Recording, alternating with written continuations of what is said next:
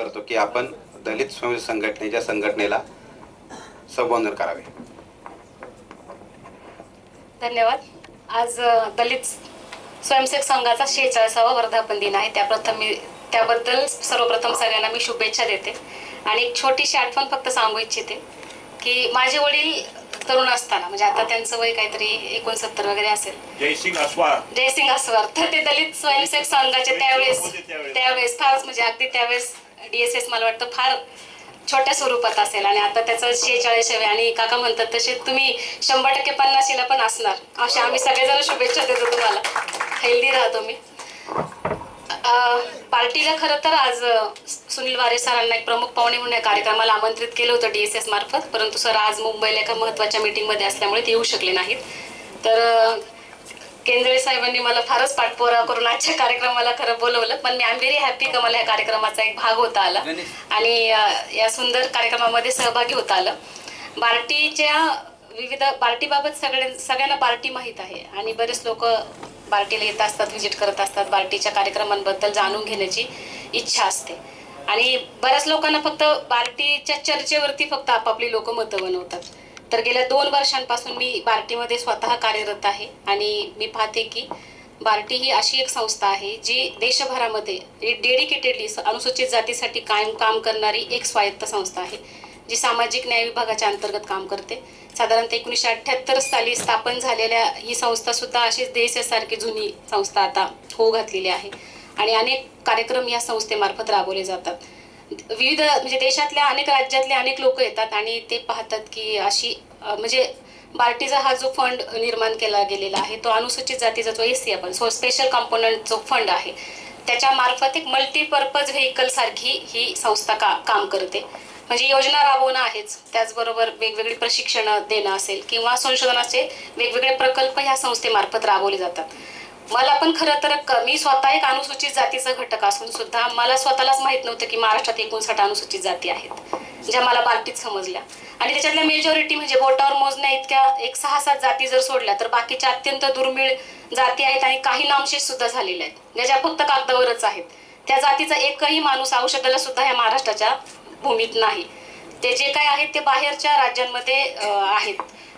तर त्याच्याबद्दल सुद्धा संशोधनाचे आपण प्रकल्प हाती घेतो आणि त्याच्याबाबतचे काही अहवाल सुद्धा शासनाला पाठवतो. सुनील वारे सर हजर झाल्यापासून त्यांनी आता एक डक्कलवार जो समाज आहे त्या डक्कलवार समाजाचा एक संशोधन प्रकल्प आपण आताच हाती घेतलेला आहे. जनरली आपण मातंग समाजाचे आहोत, आपल्याला माहित आहे डक्कलवार आपले मागते आहेत, बऱ्याच लोकांना इतिहासच माहीत नाही. तर डक्कलवार समाजाची जी माणसं आहेत ती फक्त मातंग समाजाच्याच घरचं अन्न मागून खातात. इतर ते अगदी ब्राह्मणाचं सुद्धा खात नाही किंवा इतर कोणत्याही सवर्ण जातीचं खात नाही. असं का असेल हा एक संशोधनाचा विषय असू शकतो. कदाचित आपली म्हणजे परिस्थिती यापूर्वी वेगळी असू शकते, देण्याची दानत असू शकते किंवा परिस्थिती आता असं आहे की आपलंच फाटके तर आपण दुसऱ्याला काय देणार अशी परिस्थिती, पण कदाचित याला परंपरा काहीतरी वेगळी असण्याची शक्यता नाकारता येत नाही. आणि हा समाज पण फार विखुरलेल्या स्वरूपात म्हणजे फार कमी पॅचमध्ये, जसा उस्मानाबादमध्ये तुळजापूरच्या जवळ 1-2 वस्त्या आहेत आणि विदर्भामध्ये काही ठिकाणी वस्त्या आहेत असा. आणि नंतर ह्या समाजाची इतकी दुरावस्था झालेली आहे की डक्कलवार ही शिवी झाली. आता काय रे तू डक्कलवारासारखा राहतो, म्हणजे त्यांना किती खराब जीवन पद्धती जीवनमान दिलं गेलं.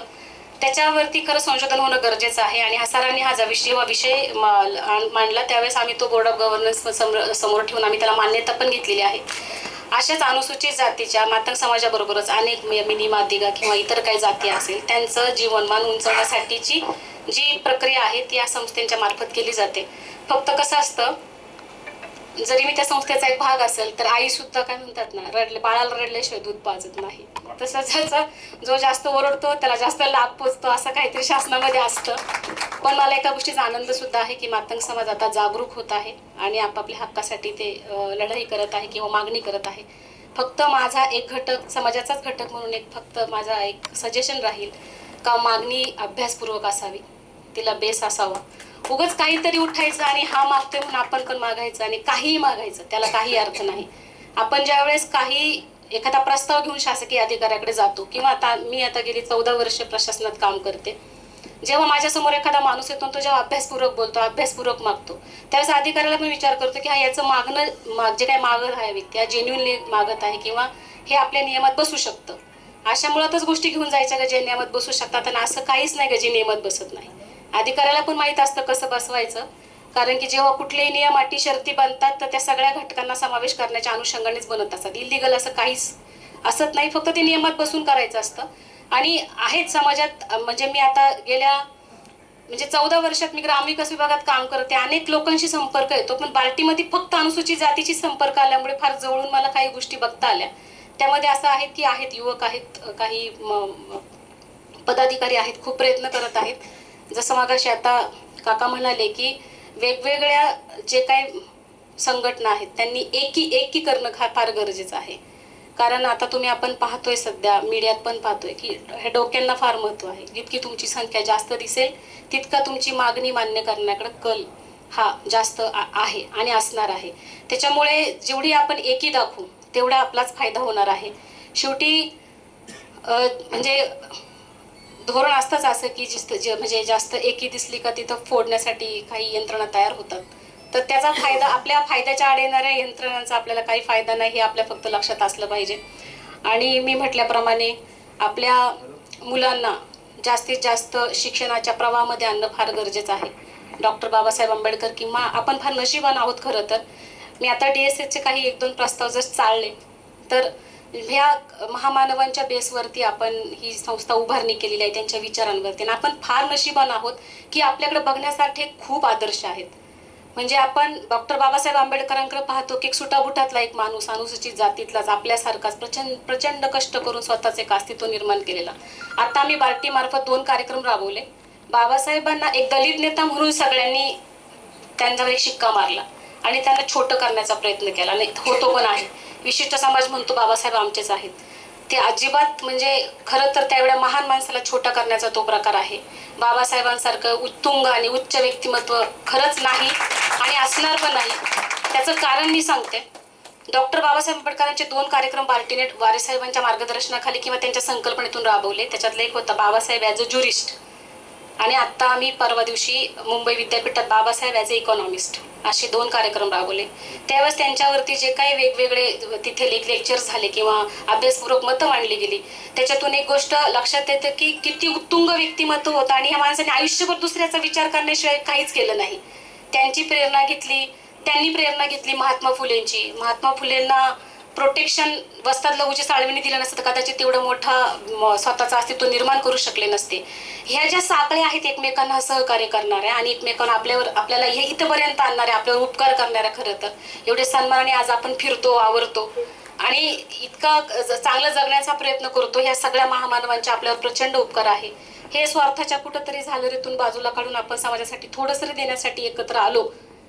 आपले थोडे असं काय म्हणतात, थोडेसे काही इगो पॉईंट असतील किंवा इतर काही वैयक्तिक बाबी थोड्याशा बाजूला सारून तर नक्कीच कुठलाही समाज मागे राहणार नाही. आणि आनंदाची बाब आहे की सगळेजण असे एकत्र येत आहेत आणि येतील सुद्धा. मी DSS म्हणजे बार्टीच्या योजनांची माहिती सांगावी अशी मला साहेबांनी इच्छा व्यक्त केली होती. तर बार्टीच्या योजना, बार्टीमार्फत अनेक प्रकारच्या योजनांचा लाभ दिला जातो. त्यामध्ये प्रामुख्याने आता बऱ्यापैकी म्हणजे सगळ्यांचा इंटरेस्ट असणारी जी गोष्ट आहे स्पर्धा परीक्षांची तयारी करणं.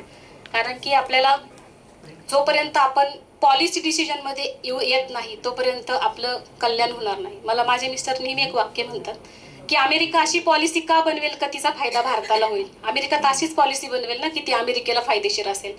तसंच आहे, पॉलिसी बनवणारा माणूस अशीच पॉलिसी बनवेल ना का त्याला त्याच्या समाजाला फायदा होईल. त्याच्यामुळे पॉलिसी डिसिजन किंवा पॉलिसी मेकिंगमध्ये जाणं फार गरजेचं आहे. आणि महत्त्वाच्या पदांवरती आपण जोपर्यंत अभ्यास करत नाही, मध्ये जोपर्यंत मुख्य प्रवाहामध्ये घुसत नाही तोपर्यंत आपल्याला कुणीही आमंत्रण देणार नाही. समजा मी अधिकारी झाले, मी वयाच्या 24व्या वर्षी अधिकारी झाले. जुन्नर तालुक्यात म्हणजे मातंग समाज तुम्ही तो खूप लांबचा विषय आला. महिलांमध्येच मी पहिली महिला अधिकारी जुन्नर तालुक्यात. तर म्हणजे मला काही कुणी आमंत्रण नाही दिलं का या ताई साहेब तुमच्यासाठी आम्ही खुर्ची रिकामी ठेवलेली, या तुम्ही या, तुमचं स्वागत करतो. पहिली गोष्ट खूप प्रचंड अभ्यास आणि त्याग काही गोष्टींचा करावा लागतो आणि सपोर्ट फ्रॉम द फॅमिली. म्हणजे माझ्या वडिलांना बऱ्यापैकी माझ्या वडिलांना ओळखतात, मला वाटतं सोडणे काका बरेच इथली मंडळी ओळखतात माझ्या वडिलांना. माझ्या वडिलांनी एकच गोष्ट केली, मला कधीच कुठल्या गोष्टीला ते नाही म्हणाले. म्हणजे मला ऑफिसर व्हायचंय, तर त्यावेळेस असे म्हणायचे लोक, अरे भाऊसाहेब तुम्हाला काय वेळ लागलं का, पोरगी 12वीला पहिली आली, तिला डीएड करू द्या, म्हणजे 2 वर्षात डीएड होईल, 3ऱ्या वर्षी लग्न होईल, पोरगी सेटल होऊन जाईल, कशाला उगाच डोक्याला ताप करता. म्हणजे एकाने तर असा सल्ला दिला होता, गेली कुणाच्या पळून मागे तर काय करसाल. तर माझे वडील इतके डॅशिंग आहेत खरं, आहे ना काका, बरोबर. माझे वडील म्हटले ठीक आहे, माझी पोरगी जरी पळून गेली तर मला विचारूनच पळून जाईल.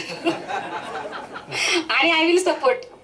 म्हणजे धाडसी इतके ते की म्हणजे आम्हाला म्हणजे माझा भाऊ झालं, मी झालं, आम्हाला अशी कधी गरजच नाही पडली की काहीतरी चुकीचं करायला पाहिजे. कारण आम्हाला हे माहिती आहे का आम्ही कोणताही जो निर्णय घेऊ त्याच्या मागे आमचे वडील भक्कमपणे उभे असणार आहेत. पण एक मॉरल एक बॉदरेशन पण असतं की आपल्याला आपल्या आईवडिलांची आपल्याकडे जरा जास्तच अपेक्षा आहे किंवा आपल्यावर प्रचंड विश्वास आहे. आणि ज्यावेळेस आपल्यावर आईवडिलांचा जेव्हा खूप जास्त विश्वास असतो त्यावेळेस आपण खूप जबाबदारीने वागतो, हे मी माझ्या स्वतःवरून सांगते. आणि त्यानंतर म्हणजे खूप प्रशासनामध्ये आल्यानंतर सुद्धा 1-2-3 वर्ष खूप चाच पडावं लागतं. आता मी एक महिला आहे, गेल्या 14 वर्ष मी प्रशासनात आहे, 12 वर्ष ग्राम विकास विभागात आणि 2 वर्ष बार्टीमध्ये. म्हणजे पहिली गोष्ट, एक जात म्हणून संघर्ष आहेच, तो नाकारूच शकत नाही. कुठंतरी बॅक ऑफ द माइंड असतो, माणूस हा नंतर पोचतो, अगोदर त्याचं सर्व्हिस बुक मधले पहिलं पान पोचलेलं असतं.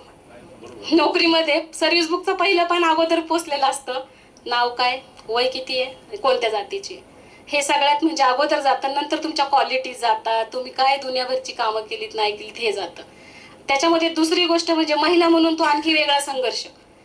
आणि तिसरी गोष्ट म्हणजे हे सगळं कामं करत असताना आता काय होतं, आता मी बार्टीमध्ये सुद्धा आहेत, माझ्यावरती 1000 स्वरूपाचे आरोप आहेत, त्याच्यात एकही गोष्टीचं तथ्य नाही. पण मी तितक्या ह्यानी जाऊन कुणाच्या संध्याकाळी काय म्हणतात ना, चहा पाण्याला जाऊन नाही बसू शकत कुणाजवळ का मी कशी निर्दोष आहे सांगायला. त्याचे काय बिलीव्ह इन पेपर्स तर म्हटलं जाऊ दे, आता ठीक आहे, जे वस्तुस्थिती ज्यावेळेस येईल ती सगळी समोर त्यावेळेस होईलच. पण एका गोष्टीचं आहे की संघर्ष खूप जास्त असला तरी प्रशासनाच्या मुख्य प्रवाहामध्ये असेल किंवा राजकारणाच्या सुद्धा मुख्य प्रवाहामध्ये जाणं फार गरजेचं आहे. म्हणजे कुठंही काम करा, फक्त मुख्य प्रवाहामध्ये जाणं गरजेचं आहे. हाच आजच्या दिवसाने मी निमित्त देईल. मी एक असं ते एक मध्ये असेच, मी कवी वगैरे नाहीये, पण मी एक अशीच मध्यंतरी जेव्हा हे फुटलं होतं, ज्यावेळेस सत्तांतर झालं फार मोठ्या प्रमाणात गुवाहाटी वगैरे झाल्यानंतर, त्यावेळेस मी एक कविता केली होती. त्याच्यात एक शेवटचं होतं की आपण फक्त गुलाल भंडारायच्यासाठी नाही राहायचं. आपण काय करतो, अच्छा इकडे गेला का तिकडे गेला का, त्या बातम्यांमध्ये इतकं गुरफटून राहतो. आपल्या डोक्यात एक साहेब आल्यावरती साहेबांना गुलालाने करू का, बुके देऊ का, हार घालू का, साहेबांच्या बरोबर असं एवढं जरी तोंड काढून फोटाला तरी आपला आत्मा शांत. किती दिवस म्हणजे असं राहायचं. थोडंसं प्रवाह जाणं गरजेचं आहे, त्यासाठी एकी दाखवणं गरजेचं आहे. एकी तुमच्या मागं सपोर्टर, हे पॉलिटिक्समध्ये किंवा कुठली चांगलं पद घेण्याचं. मला आता खूप आनंद झाला की लवजी स्मारक समितीसाठी शासनाने स्वतः एक समिती स्थापन केली. इतक्या दिवसाचं भिजत कुंगडं कुठंतरी मार्गी लागेल आणि टेंडर पण केलं. भाऊंचं मी अभिनंदन करते, निलेश भाऊंचे टीमचं.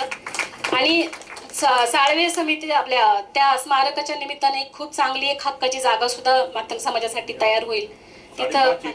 फार सुंदर त्यांनी नियोजन पण खूप चांगलं केलेलं आहे.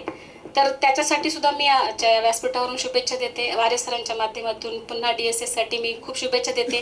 DSSचा जो वृक्ष आहे तो वटवृक्षात आणि खूप मोठ्या ह्याच्यात त्याचं रूपांतर व्हावं.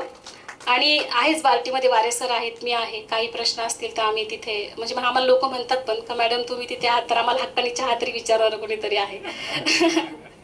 तर स्वागत काही असेल तर आम्ही आहोतच. पुन्हा एकदा मला बोलवलं, माझा सन्मान केला आणि मला 2 शब्द मांडण्याची संधी दिली. खूप वेळ झाला, जेवणाची वेळ झाली, मी जेवण करून आले त्यामुळे गप्पा मारते. एनिवेज खूप शुभेच्छा देते आणि माझं लांबलेलं भाषण संपवते. जय हिंद, जय भीम, जय संविधान. थँक्यू. मॅडमनी मॅडमला एक विचारायचं होतं, तुम्ही डक्कलवाराचा विषय काढला, तर त्याच्यानंतर एक समाज आणखी आहे, तो आहे कोकलवार आहे. तर वारे साहेबांना वेळ नव्हता म्हणून खास मॅडम आल्या, परंतु त्यांच्या बोलण्यातनं वागण्यातनं त्यांचे वडीलच DSS मध्ये होते हो.